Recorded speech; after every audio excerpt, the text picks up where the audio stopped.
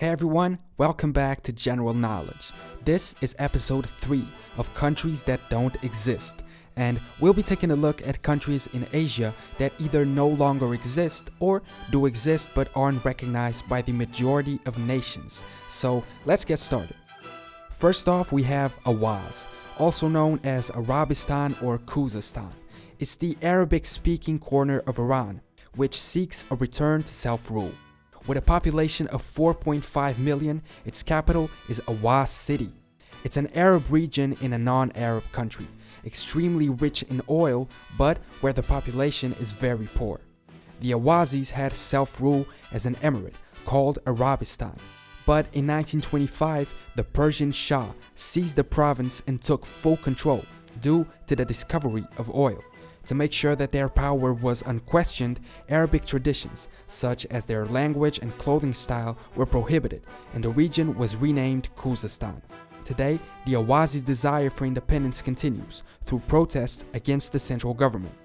Up next, Akzivland, and I apologize in advance for probably mispronouncing all of these names. Akzivland is a small territory which declared independence from Israel in 1971, with a population of only 2 people and an area of 0.01 square kilometers. This place seems completely crazy. The founder was a man who opposed the British mandate in Palestine and wanted to make way for the creation of a Jewish state. So he moved into the ruins of a fishing village and built some huts. When Israel became a country, the man claimed he loved Israel but disagreed with the government, so he continued to try and have his own nation, whose national anthem is apparently the sound of the ocean waves. Very crazy. Traveling to the east, Balochistan, who declared its independence twice, once in 1947, a day after the independence of India and Pakistan, and then again in 1958. The first declaration of independence was revoked a year later, and the second one followed the abolishment of their status as a province of Pakistan. It's a fairly large territory with a population of 13 million people. From what I understand, the population is mostly Baloch, a different ethnicity from Pakistan and Iran's population. When the British colonized the region, they divided the Baloch people, so when they wanted to reunite themselves in their lands in the late 20th century, they were suppressed and repressed by Iran and Pakistan, which makes it so there are still periodical uprisings in the region.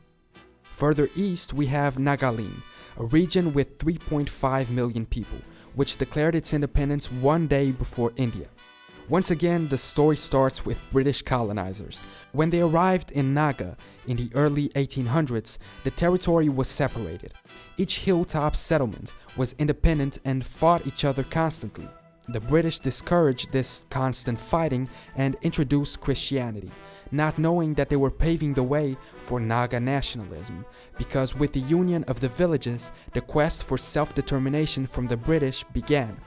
In the meantime, India became independent, and since they didn't want to lose the territory, they put a stop to the autonomy process of Naga. Today, it's still a part of India. Going north, we have Sikkim, an old independent Buddhist kingdom, which was annexed by India as well in 1975. It has a population of around 600,000 people, and with its capital of Gangtok having first declared independence in 1947. It's located between Nepal and Bhutan. India first accepted Sikkim's independence in 1947, but when their first prime minister died, so did Sikkim's hope for independence. His successor wasn't as tolerant and decided to invade and annex the small Himalayan kingdom. Sikkim has a great strategic importance because it's located between 2 critical passes through the Himalayan mountains, so it's important for traveling between India and China.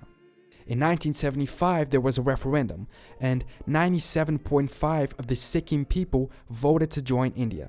China protested the results, but in 2003, they acknowledged Sikkim as a part of India, and in exchange, India recognized Tibet as part of China. So today, Sikkim is the 22nd state in the Indian Union. Moving precisely to Tibet, the home of the Dalai Lama, with its capital of Lhasa and a population of over 3 million people.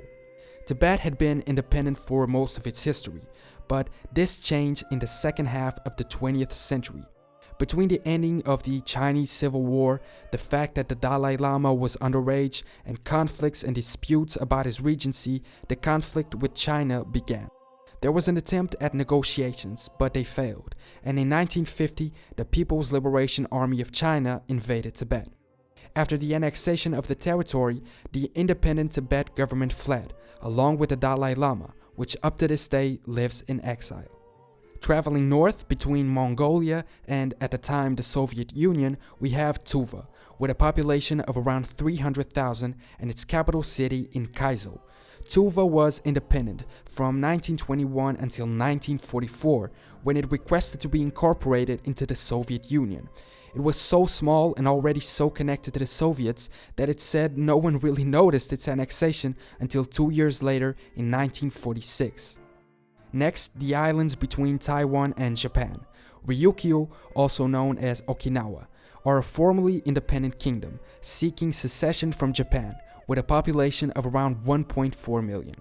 The main cause of discontent and desire for independence is the continuous presence of American military in the islands.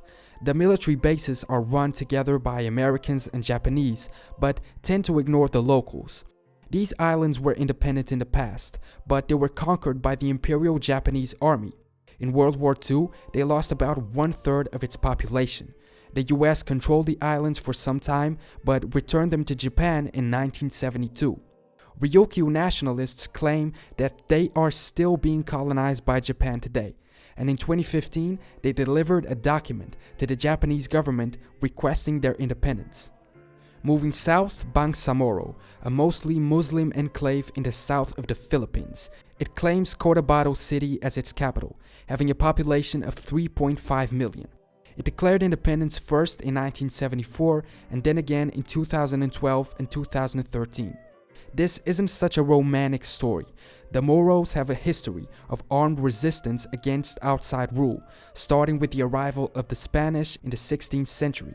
Some people consider the Spanish-Moro War to be the longest anti-colonial war, lasting 333 years. After fighting the Spanish, they fought the Americans and then the Japanese, and now they fight the Philippines, the last phase of a 400-year-long war for independence. In 2014, a peace agreement was signed, and an autonomous entity called Bangsamoro had been created, but the conflicts didn't stop.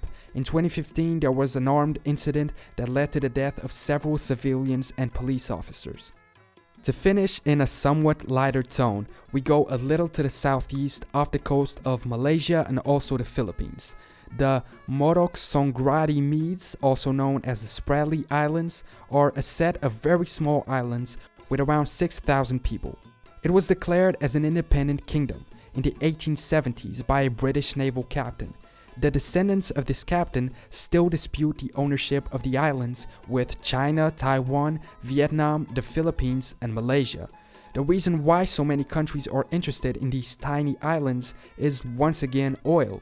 The seabed of the islands contains rich deposits of oil and natural gas. In 1972, a delegation was sent to the UN in New York to plead their case and ask for support in their independence. However, the ship carrying the delegation sank in a storm off the Filipino coast. There was only one survivor, the heir of the naval captain. So those are a few of the countries that don't exist in Asia. Thanks so much for watching. Remember to subscribe to catch future videos and make sure to comment any opinions or corrections that you have about the video. If you get a chance, donate to my Patreon and help me keep making these videos. Once again, thanks for watching, and I'll see you on the next video.